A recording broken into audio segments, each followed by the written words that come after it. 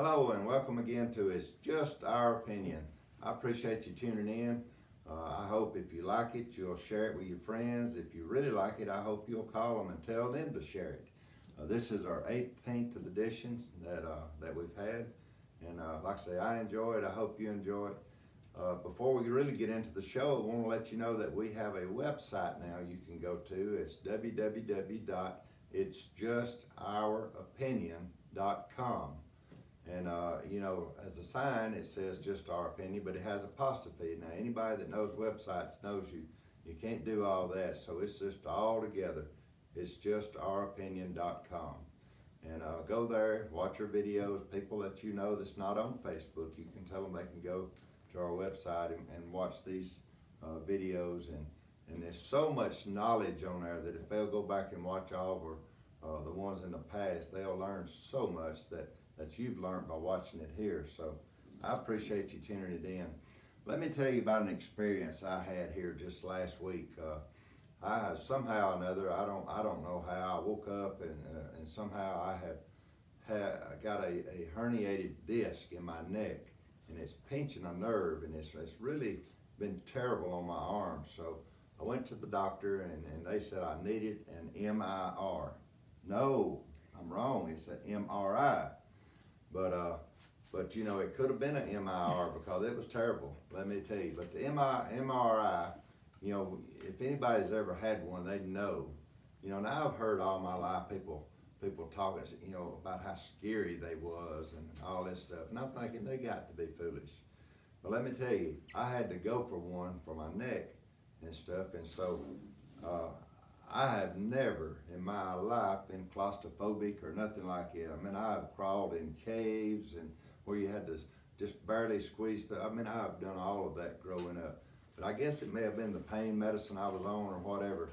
I laid down and they put that stuff on my face, and then I laid back and they squeezed me in that little machine, like a tunnel.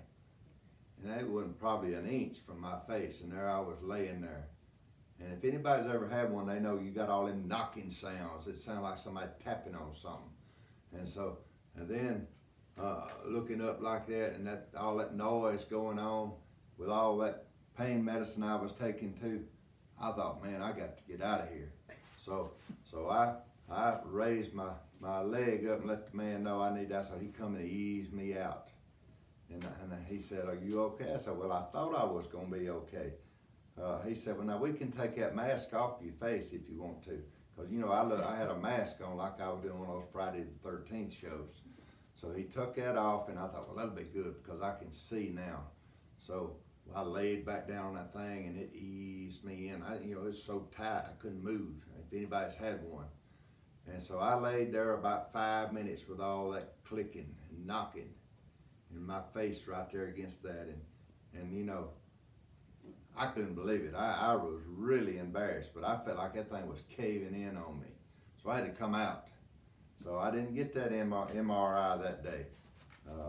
I had to call my doctor, and he gave me some stronger medicine, I guess. He said, now, you take this 30 minutes before you go in there. Well, I took it probably 15, 20, 30 minutes before I got in. And I laid there, and I don't know what it was about that little old pill, this little old bitty thing. I just laid there and went nearly to sleep laying on that thing, but I kept hearing that knocking, click, click. It sounded like, maybe you're working in a rock pile or something. But if any of y'all has ever had one of those, you know exactly what I'm talking about. Now, I think if I hadn't been on that pain medicine, I'd been all right, because I've actually laughed at people because they said they couldn't do it. But it was all closed up, looked like a rocket they was sticking me up in. And I tell you what, I hope I don't ever have to have another one of them. But if I do, I don't know if I'm gonna take my pain medicine before I go in, because it is really spooky. But the guy was real nice about it. I will say he didn't really laugh at me. I'm sure he did after I left. But like I say, the second trip I was a breeze, laid there and got it done. And so, if you've had one, you know what I'm talking about. If you hadn't never had one, hey, let's hope you don't have to, because it will definitely spook you out. All right, well, I noticed today in the news, President Trump is back on the tweeter. He has been doing a lot of tweeting. He was tweeting even before he got in office. You know, he is probably the king of tweeting. And yesterday, he actually broke his own record.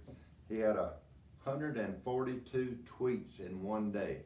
Now that's a lot. Now everybody wondering, I reckon he doing his own tweeting. He probably does, because some of the stuff he says, I don't believe anybody else could come up with. But 142. That broke his record that he'd had earlier was 123. So this guy, I mean, he does a lot of tweeting now. Now I may tweet once, twice a week, something like that. Not a whole lot. I just don't do a lot of tweeting. I like to look at Facebook and see what people say and all that, but I'm not a big tweeter yet, you know. But evidently, President Trump is very good at it. And one of the items I want to talk about that he actually tweeted out today was a poll that Farmers Federation done on the Alabama Senate race going on. Now this poll was actually done in December, was released, but President Trump today got a hold of it and sent it out. And of course it's had former Attorney General Jeff Sessions leading with 35%. Coach Tommy Tuberville had 31%. Congressman Bradley Byrne had 12%. And Judge Moore had 8%. And of course, Arnold Mooney had 1%, and 13% was undecided. You know, the Senate race coming up in March is very important for the people of Alabama. You know, we've got Richard Shelby up there, been there 40 years, taking care of us. You know, if we need him, all we got to do is call him, and he's there to help us. Done a lot for Alabama. Was king of bringing money to our state with the earmarks till they cut the earmarks out. But now this second seat we have here right now, of course, Doug Jones is holding, and of course he's running again for re-election.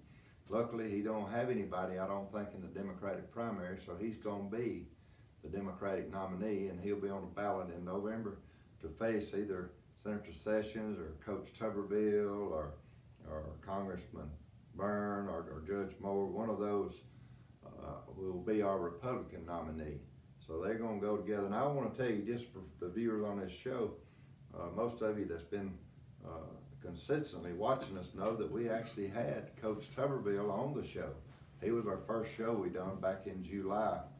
And so I have offered and invited all the Senate candidates to come and do an interview and be on the show, and I hope they will. You know, I have several that's expressing interest in it. We just hadn't been able to set a date up, but we know there's 39 days right now till the election, and it's getting closer. March 3rd will be here before you know it.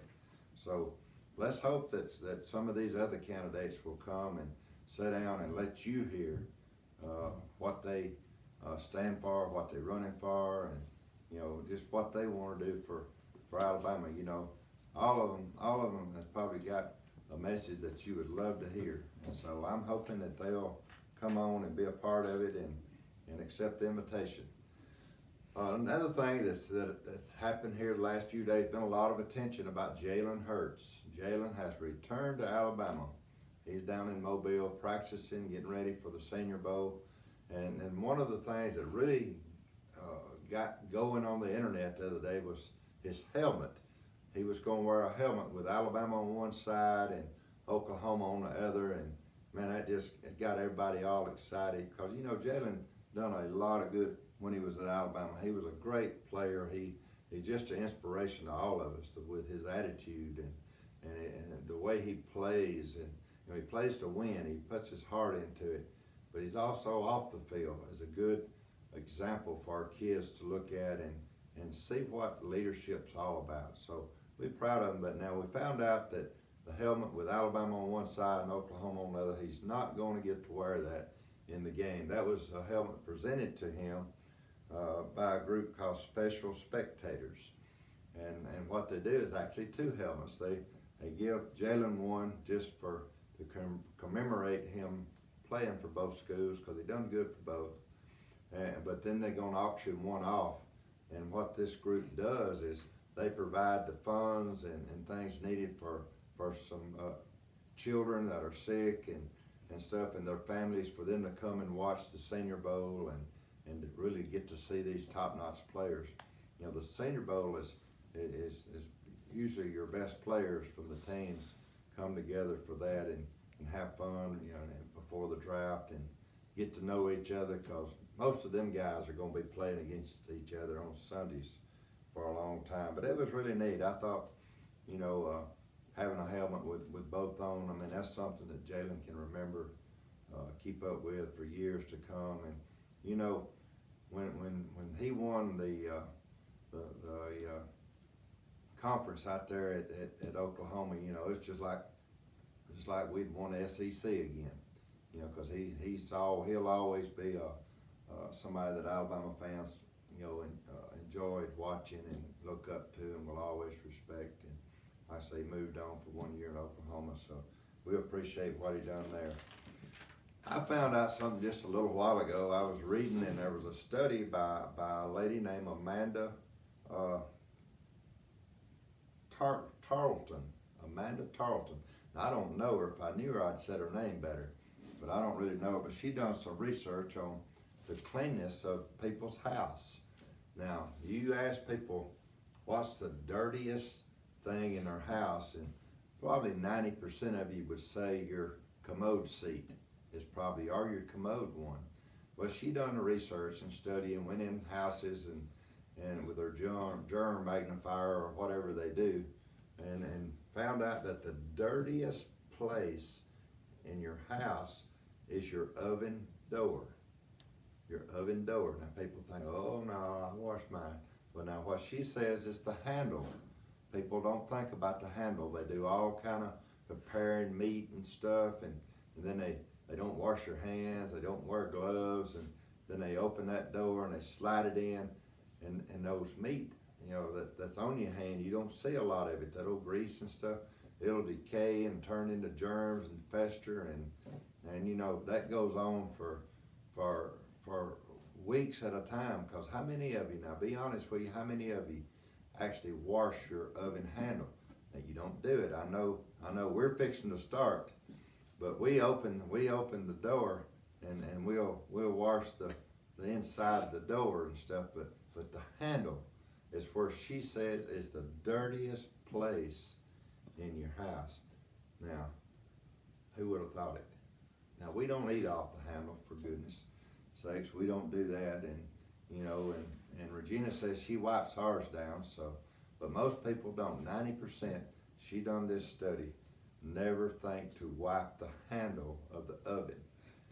So I know a lot of you fixing to get up, y'all waiting for me to get through so you can get up and go clean your oven handle. But remember that the commode seat is not as dirty as you thought it was. Now, it may be dirty. I ain't been in your house, but check that oven handle before you go to bed. Well, let me tell you, it's been fun. I enjoy doing this show. I enjoy y'all watching. I hope you'll spread the word and get it out. And remember, the website, www.itsjustouropinion.com. Anybody not on Facebook, tell them to go. A lot of our shows are actually even on YouTube. You can type in "It's Just Our Opinion" and it'll pull up on YouTube. So spread the word, get it out, let everybody start watching this thing. And you know, when they start watching, they'll have as much knowledge as you do. And of course, you know, that's knowledge sometimes is dangerous. You know, the more you learn, the more dangerous you get.